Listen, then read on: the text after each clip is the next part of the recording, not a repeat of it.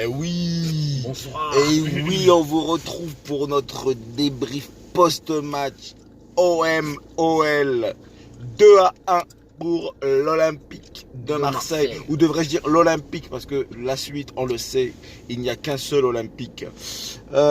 Christophe, bon, il roule, donc il n'y a pas trop... Regardez. Ouais. Mais bon, le cœur y est.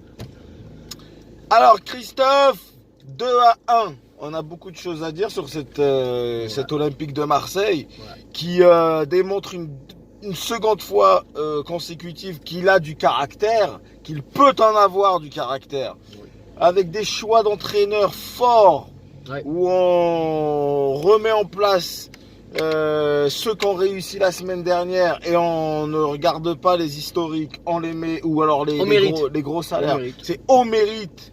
Donc on a vu un Germain et un Strootman sur le banc. Toute l'équipe a été reconduite cette semaine et on est très satisfait. Notamment un gros big up à un certain Rongier, Valentin, magnifique. Il confirme tout le bien qu'on pensait de lui bien avant qu'il arrive à Marseille. Il se bat, il lutte, il va au contact même sur des différences de gabarit parce que lui, bon, il n'a pas l'air énorme non plus. Ah, mais physiquement, il est énorme. Il a 8 poumons. 8 poumons, c'était le poumon de l'équipe. Avec aussi un Payet exceptionnel qui prend ses responsabilités, qui redécouvre son statut. C'est-à-dire le mec, il est ancien international. Et là, il est à l'OM. Et ben aujourd'hui, il a pris ses responsabilités. Notamment, bon, le but, très beau. Le doublé, certes, sur penalty, mais je dirais bon. Mais alors là, des extérieurs, des passes, des longues passes extérieures propres. Il s'est battu, il a couru. Ah ouais, d'une précision. Il a couru, il s'est battu. Je pense qu'entre lui et Rongier, il tire vraiment la combativité de l'équipe vers l'eau. Ouais. Moi je trouve que... Il donne une nouvelle âme. Ah ouais, non mais en plus... Bon, mais on peut quand même rendre hommage à toute la compatibilité de toute l'équipe parce que il y a une nette différence depuis 2 matchs.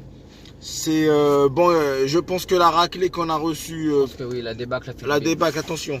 La débâcle du PSG, au PSG, c'était un déclic.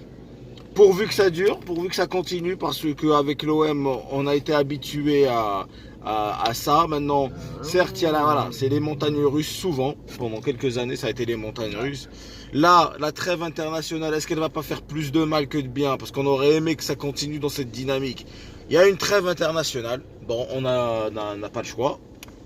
Mais est-ce qu'au retour, les joueurs seront aussi déterminés, en forme, prêts au combat comme on les a laissés aujourd'hui? Eh ben, on le saura d'ici après la trêve. En revanche, voilà, bon, quelques petits points négatifs. Comme sur le but, je comprends pas. Bah, là, on n'est pas du tout d'accord. On a déjà parlé avec mon frater. Pour moi, Mandanda fait l'erreur. Il fait un très très gros match, hein, pas de souci. Il phénoménal Mandanda. Mais sur le but, il doit sortir. Il doit sortir et il doit parler à ses défenseurs. C'est le patron. Ça fait 10 ans qu'il est à l'OM. On va dire que il doit certes sortir, mais le ballon quand même, s'il n'était pas accessible, on va dire aux défenseurs, ça va. Moi je trouve que le ballon quand même est largement prenable pour le défenseur. Il peut être dégagé facilement.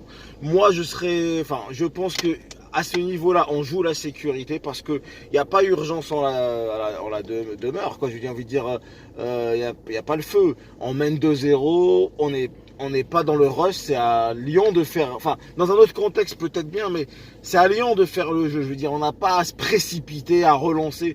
Que le ballon sorte, il sorte, on a le temps.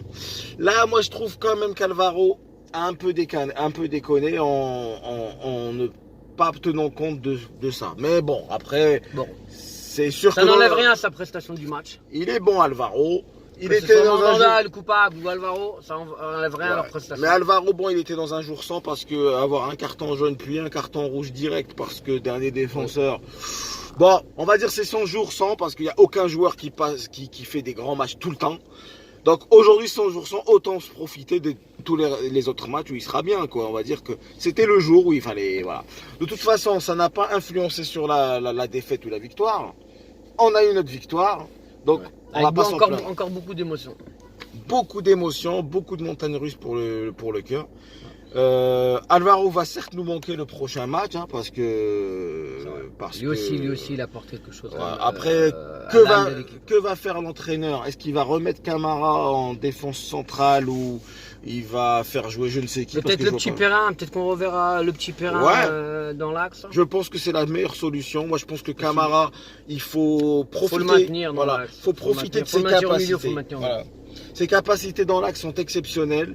Il a personne qui lui arrive à la cheville dans l'équipe, donc je ne vois pas pourquoi on changerait son poste. Et super doublette avec Rongier. Voilà. Big up aussi à Sanson qui, je le trouvais toujours un petit peu léger dans ses contacts, un petit peu. Il a musclé son jeu. À la Pires.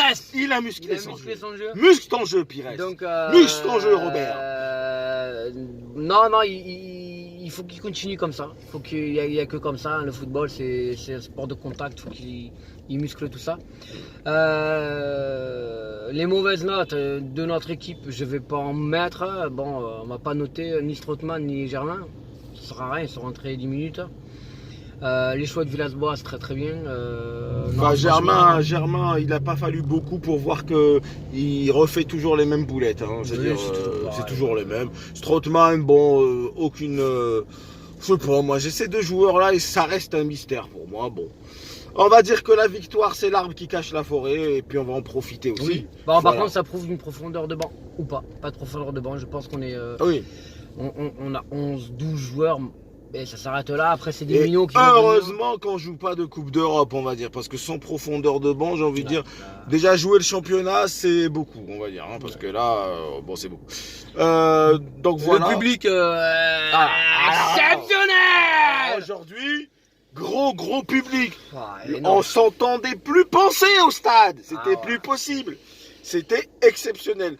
Beaucoup de fumigène aussi, donc ça nous a empêché de voir une partie du match. Alors c'était pas du brouillard?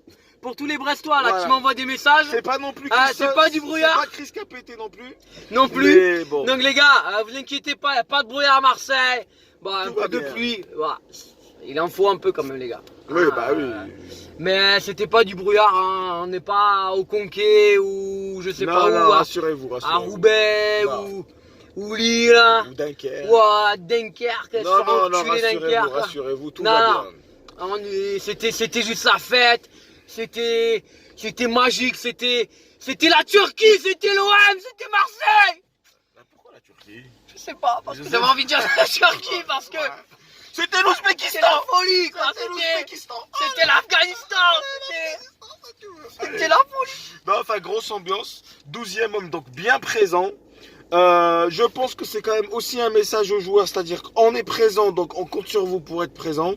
Et je pense qu'ils vont vite comprendre s'ils commencent à retomber dans leur travers de facilité de jeu et tout, que le public, on n'aimerait pas avoir ce public sur le dos, quoi. Vraiment, voilà, c'est vraiment pas le public qu'il faut avoir à dos. Demandez aux Lyonnais. Voilà. Demandez aux Lyonnais, ils ont pris cher. Franchement. Big up au public, bravo le public marseillais, parce que la victoire est aussi la vôtre, c'est surtout la vôtre, moi je trouve, parce que sans vous, le match aurait pu être complètement différent, et là c'était trop flagrant. Il faut y être pour le comprendre, mais nous, de l'intérieur, on peut vous le dire, sans ce public, sans doute que le match aurait été différent. Disons qu'à l'expulsion d'Alvaro, le public s'est mis à applaudir Alvaro. Et on a été là pour les gars, baissez pas la tête. On est là aussi pour dire attention, hein, quand ça va pas comme l'année dernière, leur rappeler qu'ils prennent de l'argent, tout ça, ils ont des droits et des devoirs. Mais moi ça fait la deuxième fois que je suis surpris par ce public marseillais, parce que après la débâcle à Paris, on aurait pu imaginer que le public enfonce l'équipe. Et c'est ce qu'on dit souvent du public marseillais, c'est que c'est un public difficile. C'est-à-dire qu'en cas de victoire, c'est le meilleur public du monde, c'est ce qu'on dit. Mais en cas de défaite, c'est le pire. Et bien là, pour le coup, après la débâcle à Paris, il y a eu un retour gagnant du public. C'est-à-dire qu'ils sont revenus en force, encourager l'équipe. Donc là, aujourd'hui, aussi, même scénario. Dans la difficulté, le public qui n'enfonce pas son équipe. Moi j'ai trouvé ça très positif et une certaine maturité. On a atteint une certaine maturité et une grosse maturité aussi de l'équipe, parce que pour pouvoir maintenir un score en fin de match à 10 contre 11, il faut quand même atteindre une certaine maturité, je trouve, et on avait des doutes là-dessus. Quelque part, l'expulsion d'Alvaro et avait ça de positif, c'est qu'on pouvait tester les capacités de l'équipe à maintenir un score, à subir la pression d'une équipe quand même assez puissante en face. Oui, Qui, non, techniquement, voilà, ouais, qui est, on peut dire au-dessus. on leur a marché dessus. Voilà. Ça, il n'y a pas photo. On leur a marché dessus. Et ben voilà, cette Techniquement, grosse personnalité et ce genre d'expérience d'expulsion, de finir un match à 10 contre 11, ça nous permet d'évaluer le mental de l'équipe. Et le mental était présent. On est très satisfait. Voilà. Donc si tu n'as rien à rajouter, on va saluer notre million d'abonnés. Ah, c'est pas le milliard, hein? Non, le million. Ah, on va faire gagner en stade. Comme vous avez vu, on a eu aujourd'hui notre première petite différence d'analyse qui espère va doubler le nombre de nos abonnés. Hein. Bah oui, grâce au bouche à oreille. Donc je vous cache pas qu'à 1 million d'abonnés on se tâte, mais si à 2 millions d'abonnés vous êtes bien présents, on envisage même de démissionner de nos emplois respectifs et de vivre uniquement des débriefs de match, c'est vous dire.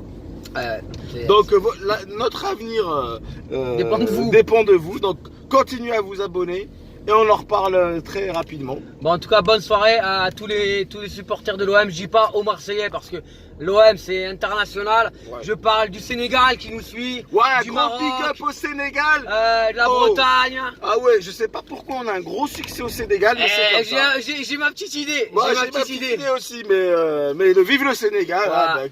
On aime le Sénégal. On vous aime, nos amis sénégalais. Tous ceux qui aiment l'OM, on les aime. Voilà. Allez, tous les amis de l'OM. Passez une bonne soirée. Bonne soirée tout le monde. Et à la prochaine. Ciao. On se retrouve après la trêve. Après la trêve. Ciao. Ciao.